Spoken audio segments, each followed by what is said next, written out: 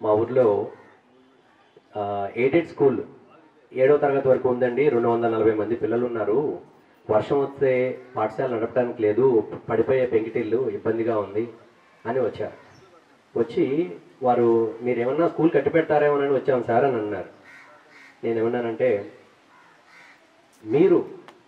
మీరు మీ భాగస్వామ్యంతో మీరు ప్రారంభించండి. ఫస్ట్ మీ కమిట్మెంట్ ఏంటి, మీ ఊరికి మీరు పాఠశాల కట్టించడానికి మీ వంతు మీరు చేయండి, తర్వాత నేను చేస్తానని చెప్పడం జరిగింది.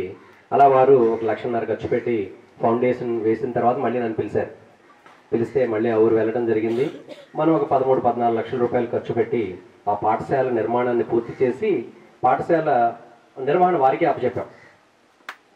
దాని సందర్భంగా వారు పిలిచి నన్ను ఇలా అభినందిస్తూ, చౌదరి గారు చాలా మంచి పని చేశారు, గొప్ప పని చేశారు అని అంటుంటే, నేను ఆ రోజు వారికి చెప్పాను, ఈ ఊరి రుణం తీర్చుకున్నానని అనిపిస్తుంది నాకు.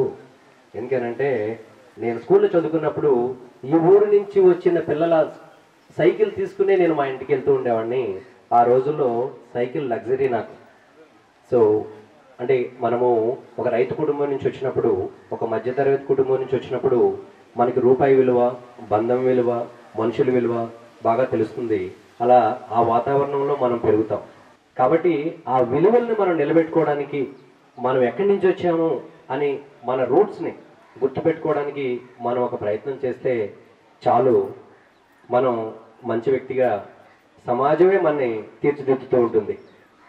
ఆ రోజు ఆ సందర్భంగా వారికి గుర్తు చేసి చెప్పాను, నేను గొప్ప పని చేస్తానని అనుకోవట్లేదు, భగవంతుడు నాకు ఇచ్చిన అవకాశం, అలాగే మీలాంటి వారందరి ఆశీర్వాదంతో ఈరోజు ఒక మంచి పని చేయడానికో, ఓ 10 మందికి ఉపయోగపడడానికో అవకాశం నాకు ఉన్నప్పుడు చేయటం నా బాధ్యత అనేది ఆ రోజు చెప్పడం జరిగింది.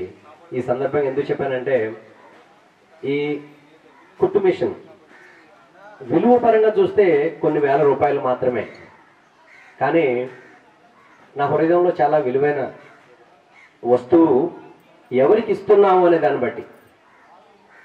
వస్తువుకి విలువ ఆ విడిగా కట్టలేము మనం. ఆ వస్తువు ఎవరి దగ్గర ఉంది, ఎవరు ఏ విధంగా ఉపయోగిస్తున్నారు, దాని ఫలితం ఏ విధంగా ఉంది అనే దాన్ని బట్టి ఆ వస్తువు విలువ 10 రెట్లు పెరగచ్చు, లేదా ఆ వస్తువు విలువ కోల్పోవచ్చు. దాన్ని మనం ఎలా ఉపయోగించుకుంటున్నాం అనే దాన్ని బట్టి.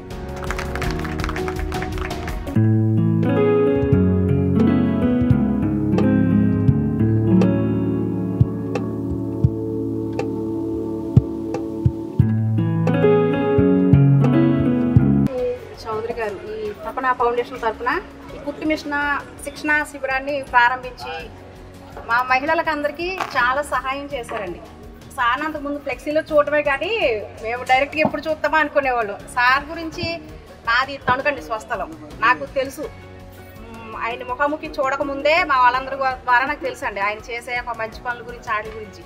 ఇక్కడ క్యాంపు పెట్టి ఇందులో నేర్పిస్తున్నారు విద్యారోహిణి సార్ ద్వారానే అని చెప్పి మాకు తెలిసినప్పుడు చాలా సంతోషమైందండి.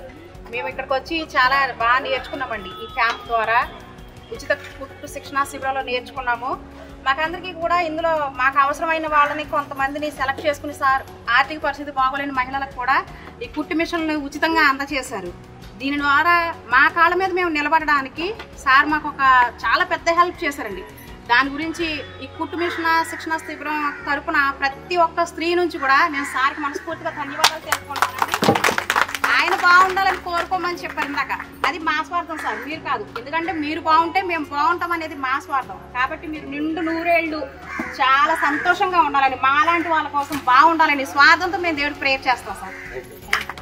మేమైతే దూరం ఊరు వెళ్ళి నేర్చుకోవడం, అమౌంట్ ఇచ్చి ఆ రోజుల్లో మేము నేర్చుకోవడానికి కూడా కష్టంగా ఉండేది సార్. అలాంటిది ఇప్పుడు మీరు ఉచితంగా నేర్పి వీళ్ళకి మాకు కూడా చాలా సంతోషం అనిపిస్తుంది సార్. మీ ద్వారాగా మేము నేర్పడం అనేది కూడా చాలా అదృష్టం అండి. నేర్పండి, డబ్బులు ఏముందమ్మా, అదే కొన్ని వేలు మాత్రమే అది, రైట్? అలా ధన రూపంలో చూస్తే పెద్ద అంతగా విలువైందేం కాదు, కానీ మీరు ఒకరికి నేర్పించినప్పుడు ఆ తృప్తి వేరు కదా. సో మీరు ఎవరైతే నేర్చుకున్నారో మీ గ్రామాల్లో కాస్త నలుగురికి నేర్పండి.